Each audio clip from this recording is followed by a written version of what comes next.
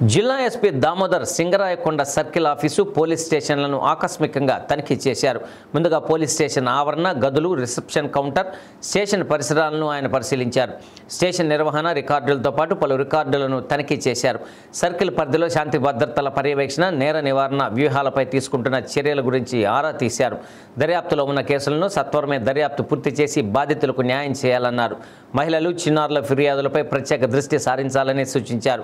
Circle పరిధిలో ప్రజలకు cyber మోసాలపై, మాదక ద్రవ్యాలపై జరిగే అనర్థాలపై, రోడ్డు భద్రతా నియమాలు, హెల్మెట్పై అవగాహన, సీసీ కెమెరాల యొక్క ప్రాముఖ్యతను తెలియజేసే వాటిని ఏర్పాటు చేసుకునే విధంగా ప్రజలను ప్రోత్సహించాలన్నారు. జిల్లా ఎస్పీ వెంట AR DSP Srinivasarao, Singarayakonda CI Hazarathaiah, ఆర్ఐలు రమణారెడ్డి, సీతారామరెడ్డి, సింగరాయకొండ ఎస్ఐ మహేంద్ర ఉన్నారు.